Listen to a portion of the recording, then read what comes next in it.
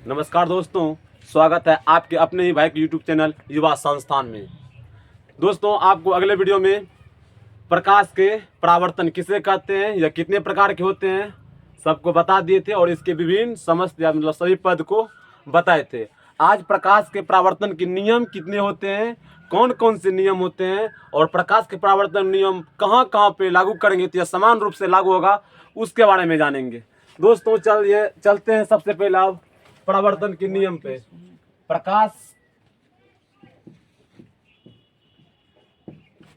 प्रकाश के परावर्तन का नियम।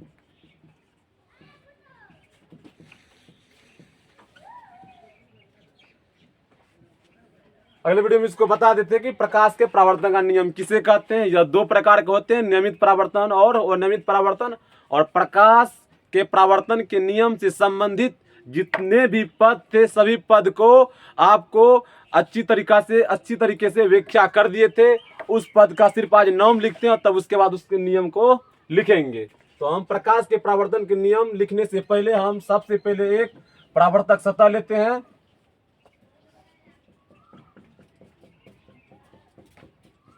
दिखाई पड़ रहा होगा, उम्मीद है। इस पर कोई एक लाइट ऑफ सोर्स डालते हैं।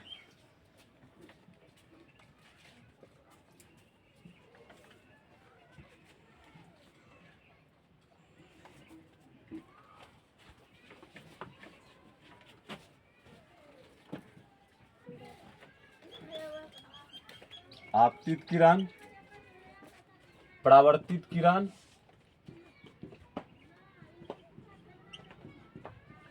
अविलंब, आपतन बिंदु,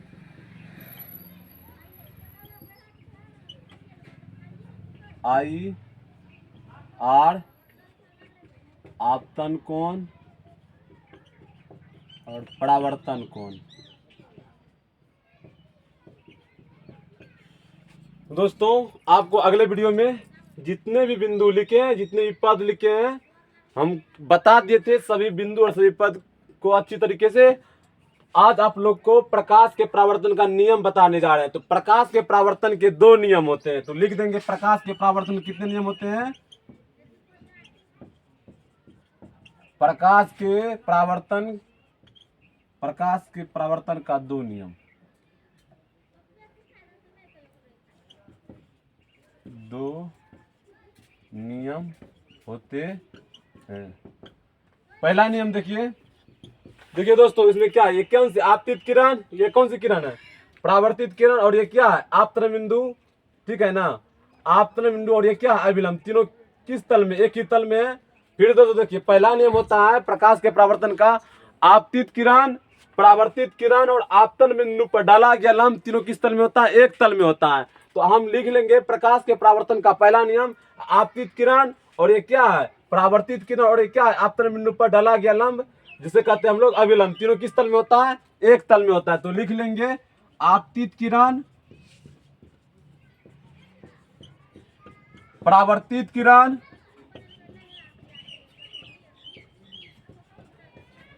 तथा आपतन बिंदु पर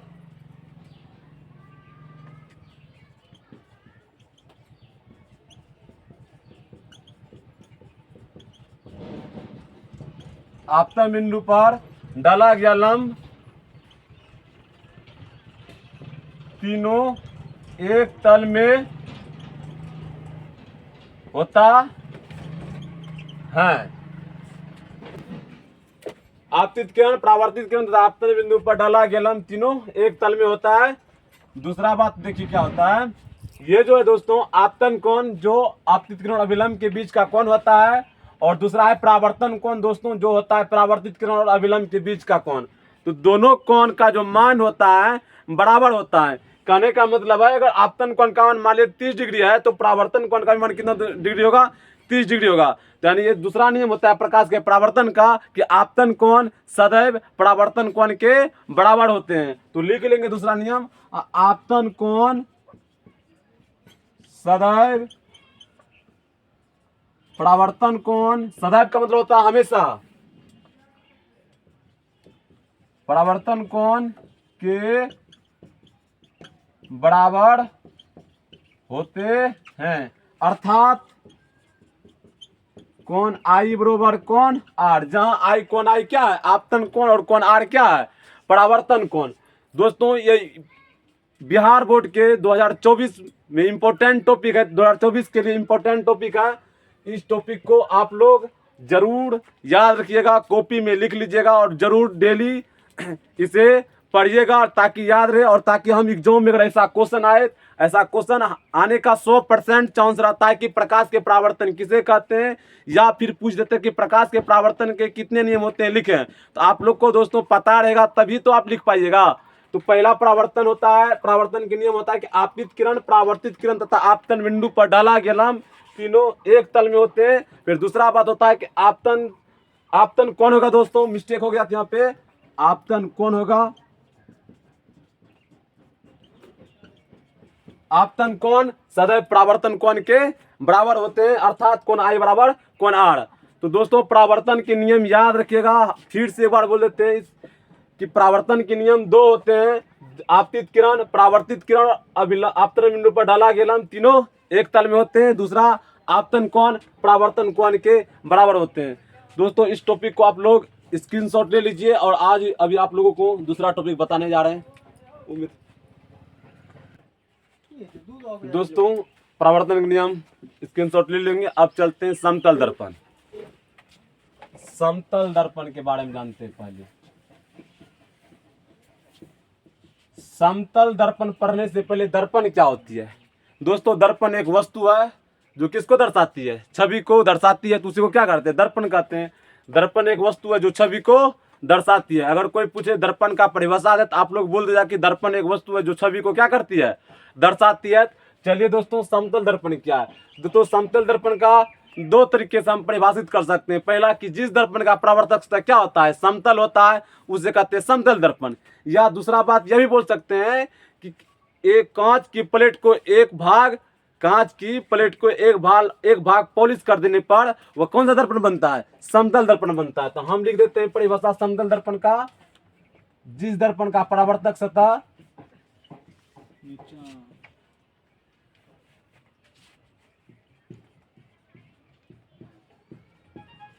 जिस दर्पण का परावर्तक सतह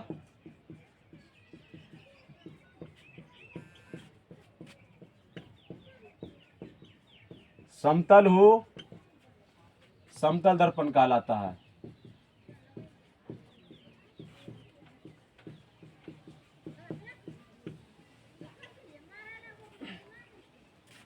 समतल दर्पण आप लोग अपने घरों में भी सुबह सुबह या कोचिंग करते वक्त देखे होंगे, वही समतल दर्पण है। समतल दर्पण का परावर्तक सतह दोस्तों चमकीला होता है, चिकना होता है, समतल होता है, आप लोग देखे ही होंगे। तो समतल दर्पण का परिभाषा बोलिए, जिस दर्पण का परावर्तक सतह समतल होता है वह समतल दर्पण होता है। दूसरा बात बताए कि पॉलिश जो करते हैं समतल दर्पण में, कि कांच की प्लेट के समतल भाग को एक और अगर पॉलिश कर देंगे तो समतल दर्पण बना होगा। तो दोस्तों घर से में जो दर्पण होता है आप देखिएगा, उसको निकाल करके प्लास्टिक में जो लगा रहता है देखिएगा, निकाल के एक भाग जो है पीछे में पॉलिश कर दिया जाता है, जिसपे मतलब कहने का मतलब उसके अंदर जो है ना पहले चांदी का प्लेट चला दिया जाता है, लेप चला दिया जाता है, उसके बाद ऊपर से लाल रंग का या किसी अन्य रंग का पेंट कर देते हैं। इसलिए पेंट करते हैं ताकि पीछे मुझ पर खरोच ना आए, तो वही समतल दर्पण होता है। तो समतल दर्पण का जो हम भौतिक हिसाब से परिभाषा दे रहे कि जिस दर्पण का परावर्तक सतह समतल होता है वह समतल दर्पण होता है। तो समतल दर्पण का जो कुछ गुण है, यानी कहने का मतलब है कि समतल दर्पण का कुछ विशेषता है, उस विशेषता को पहले ध्यान से पढ़ेंगे तब जाकर के आगे बढ़ते हैं।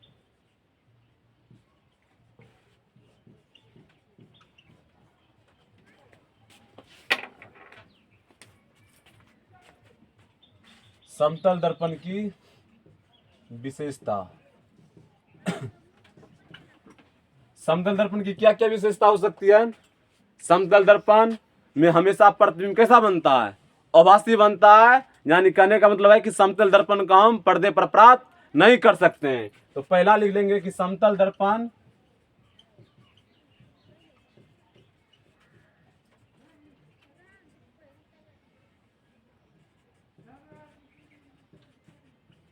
प्रतिबिंब हमेशा आभासी बनता है।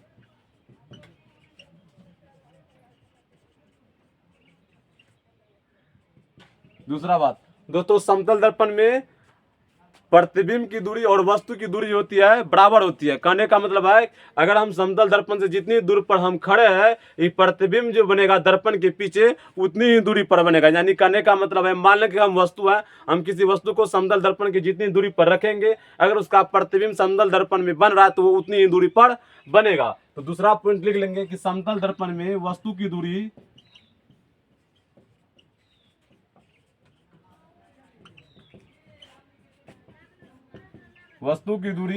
एवं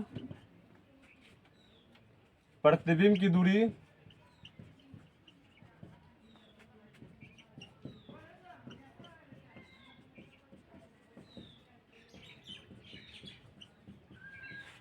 बराबर होती है।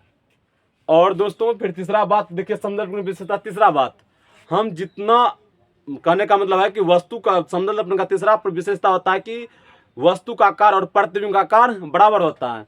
तो कहने का मतलब है कि अगर हम समतल दर्पण के सामने जिस आकार से वस्तु को ले जाएंगे उसका प्रतिबिंब उतना ही आकार का बनेगा दर्पण में। लेकिन समतल दर्पण में हमेशा प्रतिबिंब दर्पण के पीछे बनता है। याद रखिएगा, पूछ देता है कि समतल दर्पण प्रतिबिंब कहाँ बनता है। दोस्तों याद रखिएगा कि समतल दर्पण में जो प्रतिबिंब बनता है दर्पण के पीछे बनता है। तो तीसरा अपन लिखेंगे कि समतल दर्पण में वस्तु का आकार, इसमें वस्तु का आकार एवं प्रतिबिंब का आकार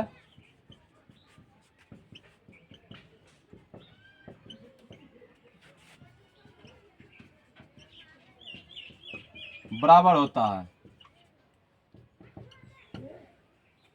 चौथा बात होता है कि समतल दर्पण में जो प्रतिबिंब जो रहता है पार्श्विक रूप से उल्टा होता है। पार्श्विक रूप कहने का मतलब है कि वस्तु का दायां भाग प्रतिबिंब का बायां भाग, वस्तु का बायां भाग तो प्रतिबिंब का दायां भाग। तो यही होता है पार्श्विक परिवर्तन, यानी पार्श्विक रूप से उल्टा का कहने का मतलब है अगर हम मान लीजिए किसी वस्तु हम किसी वस्तु को उठाए दाहिना भाग में तो हमको प्रतिबिंब में दिखाई पड़ेगा कौन से भाग में, बायां भाग में दिखाई पड़ेगा। लेकिन वास्तव में उसमें रहता क्या है, प्रतिबिंब के लिए हो जाएगा बायां भाग, लेकिन हमारे लिए दायां भाग। तो यही पार्श्विक रूप से उल्टा होता है। कहने का मतलब है कि अगर वस्तु को हम जिस हाथ में रखे हैं, जिस भाग में रखे हैं, प्रतिबिंब का जस्ट उल्टा हो जाए, यानी दायां भाग में रखे तो बायां भाग प्रतिबिंब के लिए हो जाएगा। अगर हम वस्तु को बायां भाग में रखें तो प्रतिबिंब के लिए दाहिना भाग हो जाएगा। यह होता है पार्श्विक रूप से उल्टा। तो इसमें वस्तु का आकार प्रतिबिंब का आकार बराबर होता है। चौथा अपन कहेंगे कि प्रतिबिंब पार्श्विक रूप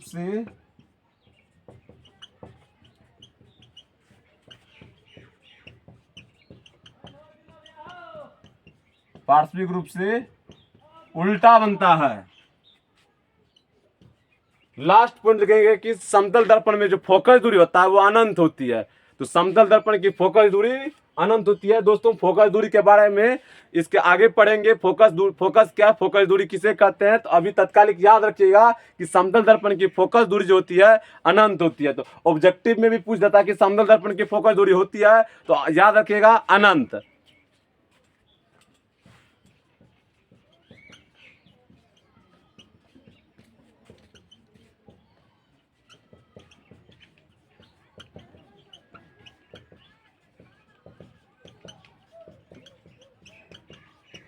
दोस्तों ये रहा समतल दर्पण की विशेषता, पांचों विशेषता। पहला बताया कि समतल दर्पण में प्रतिबिंब हमेशा आभासी बनता है। कहने का मतलब कि समतल दर्पण के प्रतिबिंब को हम लोग पर्दे पर प्राप्त नहीं कर सकते हैं।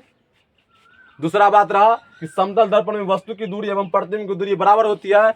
इसमें कहने का मतलब है कि हम समतल दर्पण के सामने हम जितनी दूरी पर वस्तु को रखे हैं, प्रतिबिंब जो बनेगा उतनी ही दूरी पर दर्पण के पीछे बनेगा। फिर तीसरा बात रखे कि जिसमें वस्तु का आकार एवं प्रतिबिंब का आकार क्या होता है, बराबर होता है। तीसरा बात का कहने का मतलब है हम अगर समतल दर्पण में जिस आकार का वस्तु को रखे हैं उसी आकार का प्रतिबिंब बनेगा किसमें, समतल दर्पण के पीछे। फिर चौथा पॉइंट लिखा है कि समतल दर्पण में प्रतिबिंब जो होता है पार्श्विक रूप से क्या होता है, उल्टा होता है। दोस्तों अगर हम समतल दर्पण के सामने खड़े हैं, अगर हम देखिए दाहिना भाग से खा रहे हैं तो प्रतिबिंब में लगेगा हम लोग बायां भाग से खा रहे हैं। तो वही होता है पार्श्विक रूप से उल्टा, नहीं पार्श्विक परिवर्तन। तो चौथा बात, पांचवा बात लेकर समतल दर्पण की फोकस दूरी क्या होती है, अनंत होती है।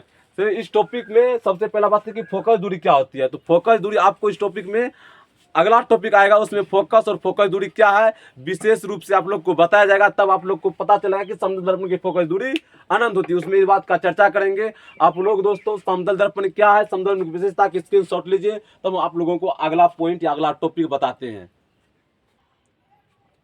दोस्तों अगला टॉपिक है समतल दर्पण के, कि समतल दर्पण की सतह पर लंबवत आपतित किरण का परावर्तन।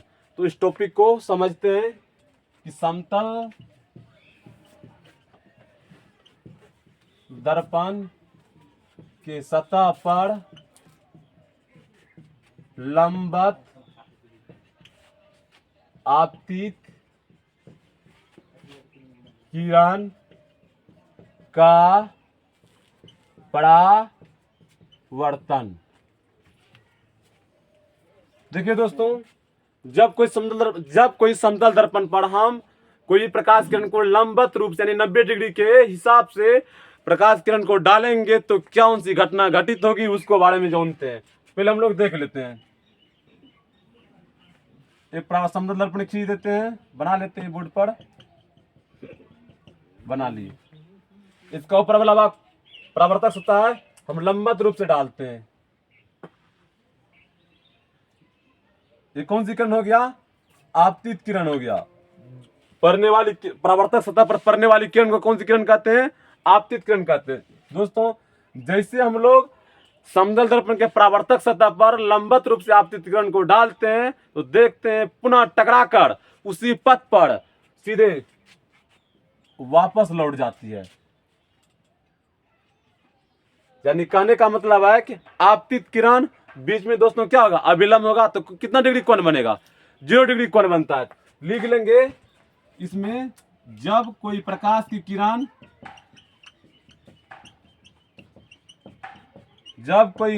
की किरण समतल दर्पण की परावर्तक सतह पर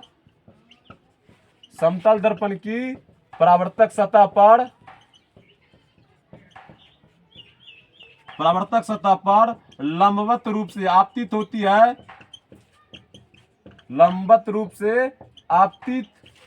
है, तो आपतन कोण का मान कितना डिग्री होता है, 0 डिग्री होता है। आपतन कोण का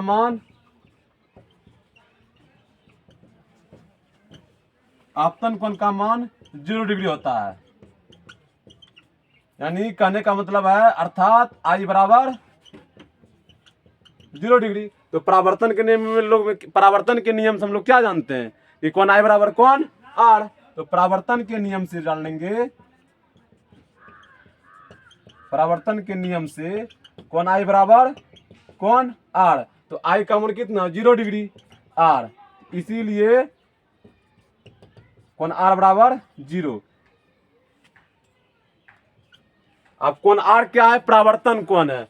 तो दोस्तों याद रखिएगा कि समतल दर्पण की सतह पर लंबवत आपतित किरण का परावर्तन। तो समतल दर्पण की सतह पर लंबवत आपतित किरण का जो परावर्तन होता है, उस स्थिति में क्या होता है कि आपतन कोण का मान कितने डिग्री हो जाता है, 0 डिग्री। और परावर्तन के नियम के हिसाब से परावर्तन कोण का मान कितना डिग्री होता है, 0 डिग्री होता है। और यह बात याद रखिएगा ऑब्जेक्टिव के लिए कि जब कोई प्रकाश किरण समतल दर्पण की सतह पर लंबवत रूप से आपतित होती है तो वह पुनः टकराकर उसी पथ पर वापस क्या हो जाती है, लौट जाती है। यह बात याद देखिए दोस्तों, दिखाते फिगर में आपको।